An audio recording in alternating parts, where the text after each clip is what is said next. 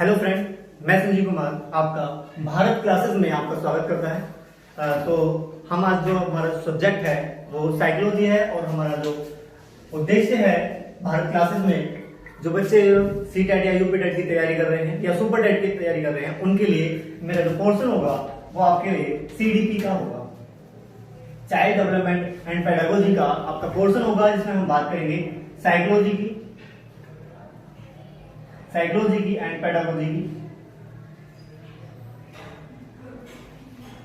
Psychology और pedagogy की हम बात करेंगे, तो जिसके अंदर हम इसके अलग अलग पोर्शन को देखेंगे। सीडीपी के अंदर अगर हम बात करें पेपर वाइज, तो हम देखेंगे साइकोलॉजी के 30 क्वेश्चन आते हैं एक पार्ट के अंदर, जिसमें हम होते हैं केवल बाल विकास के यानी कि सीडी के 30 क्वेश्चन होते हैं। अगर बात करते हैं पेडागोजी की, तो इसके प्रत्येक पार्ट में 15-15 क्वेश्चन होते हैं। ठीक है, ये 5 पार्ट होते हैं, कुल मिलाकर 150 क्वेश्चन होते हैं। आप कहोगे कि 150 तो हुए ही, यहाँ पर जो 15 क्वेश्चन होते हैं वो एज ए सब्जेक्ट होते हैं और कुल मिलाकर 150 क्वेश्चन होते हैं। ठीक है, ये हमारे सीडीपी यानी कि फुल पेपर की तैयारी के लिए होता है। 150 क्वेश्चन हमें करने होते हैं, जिसमें से आप देखोगे यहाँ पर 60 और 30 90 क्वेश्चन आपके केवल चाइल्ड डेवलपमेंट के होते हैं, जो हमारे लिए सीटेट और यूपीटेट में बहुत ज्यादा इंपॉर्टेंट है। यानी कि 150 में से अगर 90 क्वेश्चन आपके केवल इसी पोर्शन के आते हैं। ये अगर हम बात करें तो ये पार्ट होता है प्राइमरी। ठीक है, यदि हम इसी साइकोलॉजी या सीडीपी की हम बात करें जूनियर के लिए अगर हम बात करते हैं, तो यहां पर इन क्वेश्चनों की संख्या कम हो जाती है। यहां पर 20-20 जो नंबर होते हैं वो हमारे सब्जेक्ट के हो जाते हैं, और यहां पर 80 क्वेश्चन आपके सीडीपी के पूरे क्वेश्चन होते हैं। ठीक है, तो अगर हम आगे देखते हैं कि इसमें हमें पढ़ना क्या है, क्या चीजें इंपॉर्टेंट है, तो सबसे पहले अगर हम बात करें कि जो हमारा बीएड पोर्शन, बीएड या बीटीसी जिसे हम डीएलएड भी कहते हैं, उसका फुल पार्ट होता है। ठीक है, और उसके अलावा जो हमारी नई शिक्षा नीतियां हैं उनके बारे में है, जैसे कि अभी 2020 में नई शिक्षा नीति आई, इससे पहले 86 में आई थी या 2003 में आई थी, वो सारी शिक्षा नीति या एनसीएफ हम देखते हैं। जो एनसीएफ होता है 2005 में आया था, इन सब के विषय में, या आरडी के बारे में, ठीक है, इनके विषय में हम यहाँ पर देखते हैं। तो ये सारा पोर्शन मिलाकर कि बच्चों को इन सारी चीजों की तैयारी, बीटीसी का फुल पार्ट होता है वो हमें देखना होता है, एनसीएफ देखना होता है, आरटी देखनी होती है, नई शिक्षा नीति जो है वो समय समय पर जो बदलती रहती है उनके बारे में देखना होता है, और ये हमारा टोटल पार्ट होता है। इस 30 नंबर का जो पार्ट होता है, इसके अंदर केवल बच्चे के बारे में, बच्चे और टीचर के कम्युनिकेशन या उनकी एक्टिविटी के बारे में होता है। लेकिन ये जो 15-15 क्वेश्चन होते हैं, ये आपके मेथोडोलॉजी होती है, यानी कि पढ़ाने का तरीका होता है, किस तरीके से आपको पढ़ाना है, किस सब्जेक्ट को कैसे पढ़ाना है, उसके विषय में यहाँ पर ये 15-15 क्वेश्चन होते हैं। ठीक है, तो आज हम थोड़ा सा स्टार्ट कर लेते हैं। ये हमारा छोटा सा सिलेबस है सीडीपी का। अगर हम देखें तो इसके अलावा भी यहाँ पर प्राइमरी के अंदर हम अगर बात करते हैं तो इसमें मैथ, ईवीएस, हिंदी, इंग्लिश और हिंदी। ठीक है जी, तो इस हिसाब से होता है। सेम दूसरे पार्ट में होता है जूनियर के, अगर हम अंदर बात करते हैं तो यहां पर आपका सीडीपी का पार्ट होता है, आपके इंग्लिश हो गया एक पार्ट, हिंदी हो गया, आपके यहाँ पे सब्जेक्ट होते हैं। सब्जेक्ट में एक साइंस होता है और एक आपका एसएसटी, 2 पार्ट होता है। साइंस के अंदर आपको यहाँ पर मैथ मिलेगा और आपको यहाँ पर साइंस मिलेगा। ठीक है, साइंस के अंदर भी 3 पार्ट होते हैं आपके, बायो, फिजिक्स और केमिस्ट्री। यहाँ पर ये आपका पूरा सिलेबस है। अगर ये सारी चीजें आपको पढ़नी है और ये सारी चीजें पढ़नी है, तो यहां पर हम सीडीपी तो हम पढ़ेंगे। ठीक है, दूसरा मैथ, ईवीएस, इंग्लिश और हिंदी। आपको ज्यादा कोई किताबें या बड़ी लंबी चौड़ी किताबें खरीदने की जरूरत नहीं है। आपको वो जो प्राइमरी क्लास में यानी कि 3rd से 5th क्लास की जो ईवीएस की या मैथ की किताबें हैं, आप वहां से तैयारी कर सकते हैं। इसके लिए अगर हम बात करें यहां पर, तो आप 6 to 8 की जो साइंस की और मैथ की किताबें वहां से तैयारी कर सकते हैं। ठीक है, एसएसटी के लिए 6 to 8 की किताबें आपके लिए जो एनसीईआरटी की किताबें हैं, मुझे ध्यान रखना है एनसीईआरटी की जो किताबें है वो आपको खरीदनी पड़ेगी, या आपको कहीं से नोट्स मिल जाए उनसे तैयार कर सकते हैं। नोट्स से बेटर आपको किताबें ज्यादा रहेंगी कि आपको किताबें खरीद लें, आपको कोई एक्स्ट्रा बुक खरीदने की या गाइड खरीदने की जरूरत नहीं पड़ेगी अगर आपके पास एनसीईआरटी की बुकें हैं।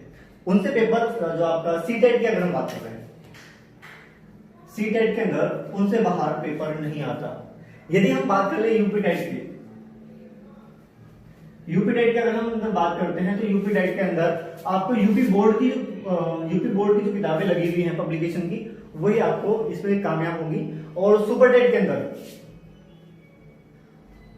जो सुपर टेट है उसके अंदर भी अगर हम बात करते हैं तो सुपर टेट के अंदर भी आपको 6 to 8 की जो यूपी बोर्ड में किताबें लगी हुई हैं वो आपको बहुत ज्यादा हेल्पफुल होंगी। इनसे बाहर ज्यादातर पेपर नहीं जाता, ठीक है।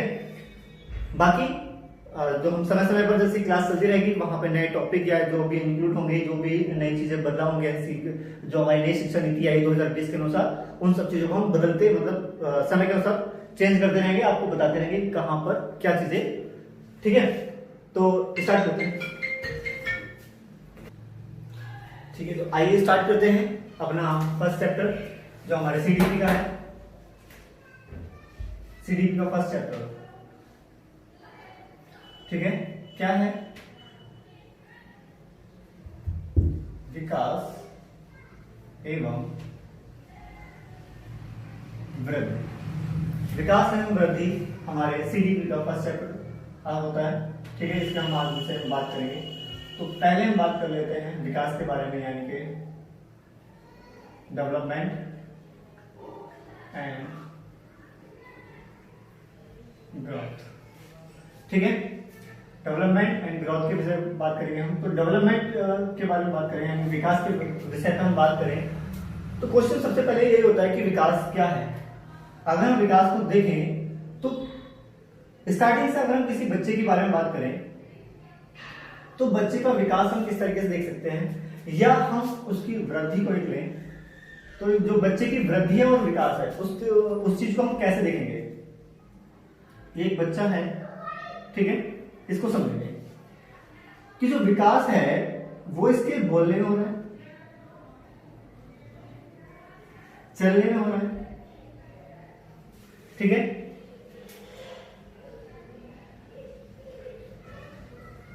क्रियात्मक एक्टिविटी, क्रियाएं हैं उनको कर रहा है, ठीक है। तो आप देखोगे उसका शरीर में बदलाव हो रहा है, शरीर में बदलाव हो रहा है। तो आप यहां पर देखोगे कि आप वो किन किन क्षेत्रों में, बोलने के उसमें हो रहा है, चलने में हो रहा है, क्रिया कर रहा है मतलब खेल रहा है, कुछ चीजों को तोड़ रहा है या उठा रहा है। शरीर में उसको शरीर जो विकास है वो गति मतलब वृद्धि कर रहा है, उसके वजन में वृद्धि हो रही है। अगर हम यहाँ पे बात करते हैं वृद्धि की तो आप देखोगे कि वो जो उसका शरीर है वो लंबाई में बढ़ रहा है, बाहर में बढ़ रहा है, यानी कि बाहर उसका वेट ज्यादा हो रहा है और लंबाई में बढ़ रहा है। लेकिन ये क्या चीजें हैं, और यहां पर देखो हमने यहां पर भी बदलाव, यहां पे बात की कि शरीर में बदलाव, शरीर में बदलाव कब होगा, जब उसकी लंबाई बढ़ेगी या उसके बाहर बढ़ेगा, तभी उसके शरीर में बदलाव होगा। लेकिन कहने का मतलब ये है कि जो हमारा जो वृद्धि है वो कहीं ना कहीं विकास के अंदर आता है, इन पोर्शन में आता है। कि आप देखोगे जो वृद्धि है वो विकास के अंदर ही आता है। यानी कहने का मतलब क्या है। दूसरा पॉइंट की अगर हम बात करें कि एक बदलाव हुआ शरीर के अंदर, कोई एक बदलाव होता है, उसके जस्ट बाद दूसरा बदलाव शुरू हो जाता है। कभी भी ऐसा नहीं होता कि शरीर के अंदर दो बदलाव एक साथ होते हो, ठीक है। यदि एक बदलाव पूर्ण होता है तो दूसरा बदलाव उसके फर्स्ट बदलाव के पूर्ण होने से पहले स्टार्ट होना शुरू हो जाता है, ठीक है। कभी भी दो बदलाव शरीर के अंदर या किसी भी क्षेत्र में एक साथ नहीं होते, ठीक है।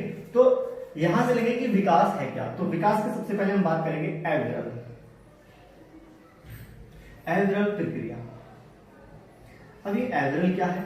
एविरल को कई तरीके से जाना जाता है, इसे हम सतत भी बोलते हैं, ठीक है, इसे हम निरंतर भी बोलते हैं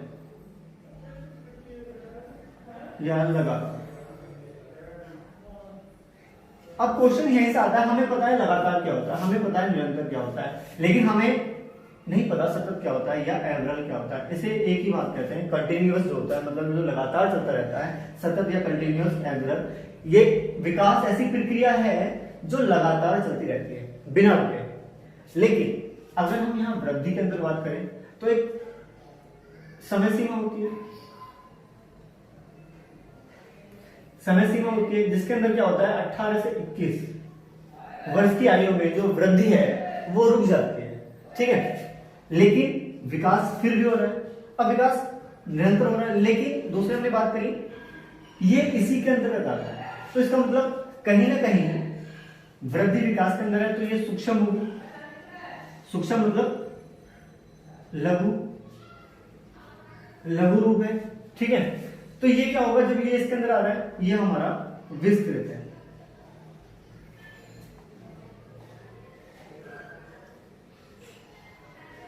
विस्तृत रूप है, यानी कि विकास आप देखोगे कि विकास किन किन क्षेत्रों में होता है।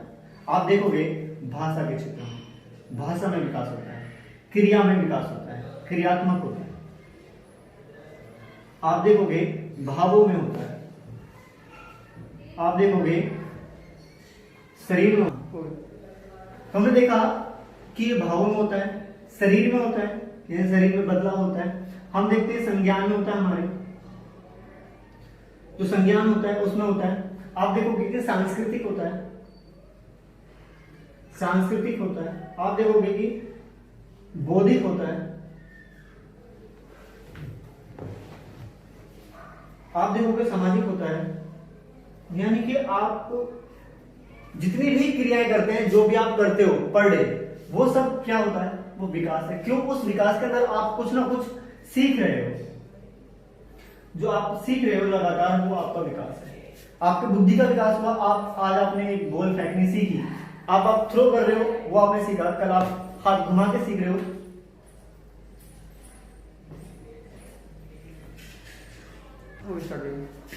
कि आपने पहले बॉल फेंकना सीखा, फिर बॉल को हाथ घुमा के फेंकना सीखा, और फिर एग्जैक्ट पॉइंट पे जहां आपको फेंकना चाहते हो वहां पर बॉल फेंकना सीखा। यानी कि आप पर डे कुछ ना कुछ सीखते हो, और वो सीखना ही आपका क्या है, वो विकास, ठीक है। अगर हम वृद्धि की बात करें, वृद्धि को आप लंबाई को माप सकते हो। आप कह सकते हो कि ये 5 फीट का है, आप कह सकते हो वो 4 फीट का है, ठीक है, या 1.5 फीट का, तो बहुत छोटा है। लेकिन वहीं वहां आप कह सकते हो कि 50 किलोग्राम का है, या 30 किलोग्राम का है, या 80 किलोग्राम का है। आप बता सकते हो, क्या विकास को बता सकते हो, विकास कितने किलोग्राम का हो गया,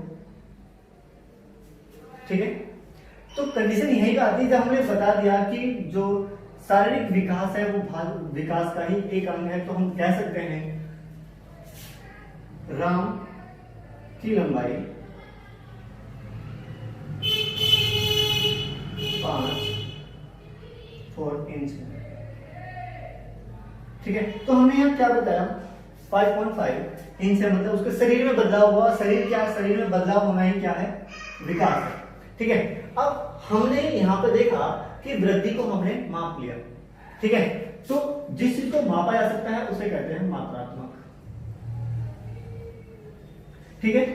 अब हमने यहां पर देखना है विकास में अगर ये शारीरिक बदलाव आ रहे हैं तो विकास में क्या हुआ, मात्रात्मक हुआ। यानी कि विकास के अंदर भी क्या होता है, मात्रात्मक होता है, ठीक है। विकास में भी मात्रात्मक होता है। अब हमने कहा कि राम की लंबाई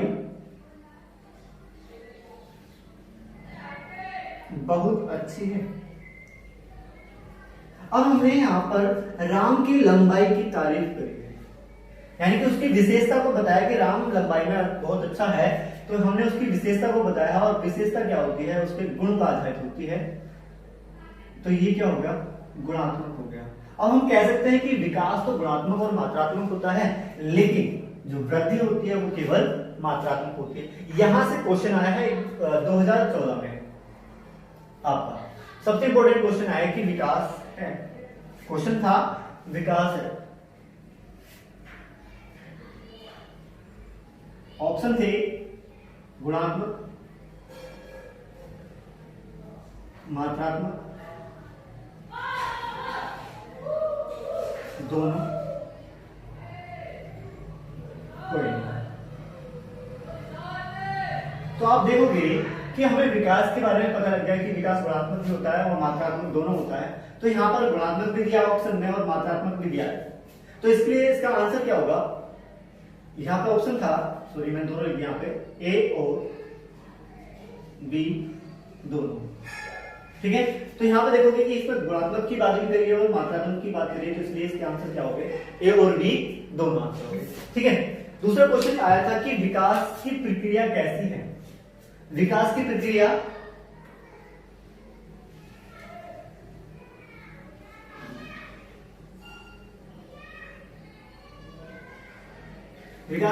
कैसी है? तो ऑप्शन में था एग्र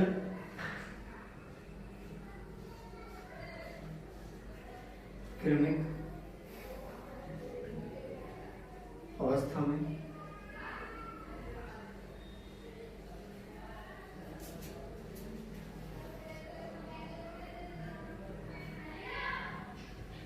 ठीक है। तो आपने देखा कि यहाँ पर क्रमिक की बात करी है, अवस्था की बात करी है, और हमने अभी पढ़ा है यहाँ पर एग्र प्रक्रिया है। यानी कि अब आप इनमें कहोगे कि विकास तो क्रमिक भी होता है और अवस्था में भी होता है। आपके दिमाग में क्वेश्चन आएगा कि विकास तो क्रमिक अवस्था में भी होता है, क्रमिक में भी यानी क्रम से, और अवस्था में। ठीक है, इन दोनों पॉइंटों को समझेंगे। पहले एग्र का हमें पता लगा कि विकास क्या है? निरंतर चलने वाली प्रक्रिया है। ठीक है, क्रम से मतलब ये अलग अलग साइकोलॉजिस्ट के अनुसार अलग अलग बात कही गई है। अगर आप क्रम से देखोगे तो अवस्था में हम बात करें तो ये जीन पियाजे ने कहा है कि जो विकास है वो अवस्थाओं में होता है। ठीक है, ये आपका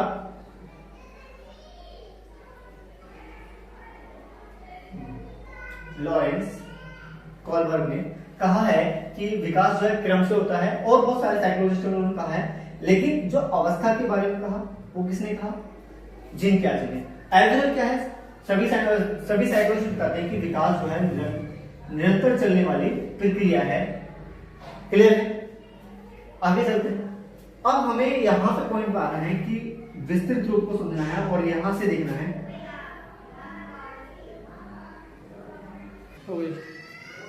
तो आगे चलते हैं हम अपने टॉपिक की तरफ।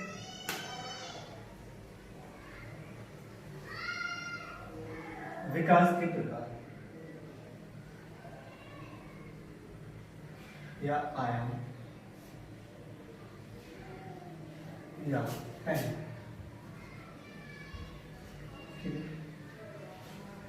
विकास के प्रकार, आयाम या पहलू की हम बात करेंगे। तो हमने अभी देखा कि विकास कितने पॉइंटों में होता है, कितने प्रकार से होता है। हमने बात करी शारीरिक,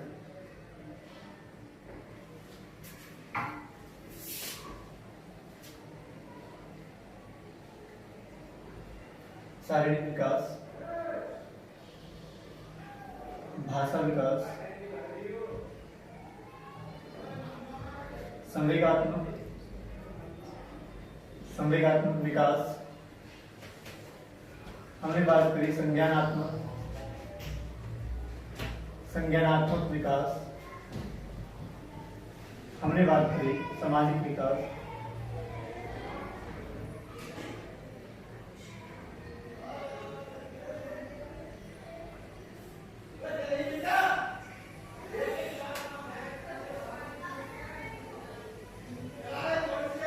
सांस्कृतिक, हमने बात की नेक्स्ट सामाजिक विज्ञान की विकास की।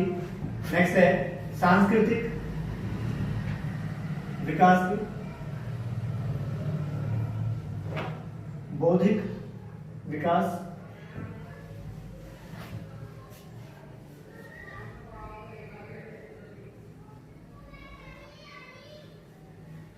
मानसिक विकास,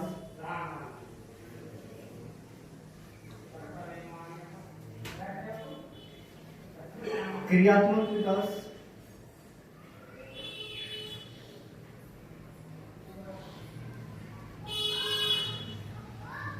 मनोगत्यात्मक,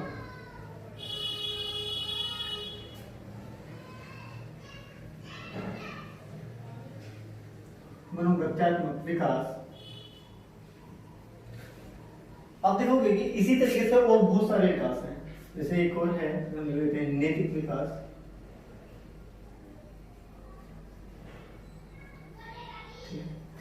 इसी तरीके से ये हमने 12 देखे हैं, बहुत सारे विकास हैं जो जो मनुष्य के शारीरिक विकास में भाषा विकास, संवेगात्मक, संज्ञानात्मक, सामाजिक, सांस्कृतिक, बौद्धिक, मानसिक, क्रियात्मक, मनोगत्यात्मक और नैतिक विकास में होते हैं इसी तरीके से। ठीक है, लेकिन हमें ये सारे नहीं पढ़ने, हमें कुछ गिने चुने पढ़ने हैं, जैसे शारीरिक विकास पढ़ना है, भाषा विकास, संवेगात्मक, संज्ञानात्मक, सामाजिक, क्रियात्मक और नैतिक विकास के विषय में पढ़ेंगे। हम इनको नहीं पढ़ेंगे, क्यों नहीं पढ़ेंगे देखेंगे। जो सांस्कृतिक है वो हमारे समाज का ही हिस्सा है, तो हम सामाजिक विकास के अंदर ही सांस्कृतिक विकास का अध्ययन करेंगे। बौद्धिक विकास और मानसिक विकास दोनों ही किसके अंतर्गत आते हैं, हमारे संज्ञान के, यानी कि जो हमारी नॉलेज होती है, जो रचनात्मक कार्य होते हैं वो हमारे बुद्धि का विकास करते हैं या मानसिक क्रियाओं का विकास करते हैं, जो हमारे संज्ञानात्मक में आ जाते हैं। ठीक है जी। क्रियात्मक और मनोगत्यात्मक। क्रियात्मक में हम कोई भी क्रिया, कोई कार्य, किसी एक्टिविटी, कोई भी एक्टिविटी करते हैं वो क्रियात्मक विकास के अंतर्गत आता है, लेकिन जब उसे हम साइकोलॉजिकल तरीके से करते हैं तो वो मनोगत्यात्मक तरीके से आता है। खाना तो सभी खाते हैं, लेकिन कुछ बखेर कर भी खाते हैं। ठीक है, कुछ बखेर कर खाते हैं और कुछ ऐसे खाते हैं कि किसी को पता लगता है, किसी को नहीं लगता कि उसने खाना खा लिया, तो वो जो क्रियाएं होंगी कि किसी को पता लगा और किसी को नहीं पता लगा कि उसने खाना खाया भी है। कोई जा रहा है, चलने का स्टाइल सबका अलग अलग होता है, लेकिन कोई ऐसे जा रहा है जैसे फैल के चल रहा हो, तो वो एक क्रिया नहीं है, वो क्रिया है, लेकिन चलना, सभ्य रूप से चलना, ठीक है, वो क्या है, मनोगत्यात्मक क्रिया है। पढ़ने का तरीका सबका अलग अलग होता है, वो क्या है, क्रिया है। ठीक है, तो और ऐसे पढ़ना कि एक बार में पढ़े और याद हो जाए, वो क्या है, आपका मनोगत्यात्मक क्रिया है। ठीक है, तो इसी तरीके से हम यहाँ केवल जो अध्ययन करने वाले हैं आपके शारीरिक विकास के बारे में पढ़ेंगे, भाषा विकास के बारे में पढ़ेंगे,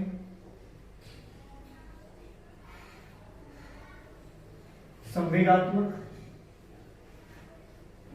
संज्ञानात्मक,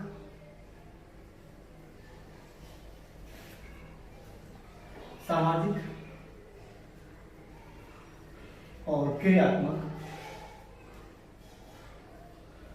इन्हें हम अध्ययन करने वाले हैं। ठीक है, तो हम स्टार्ट करते हैं अपने फर्स्ट विकास को।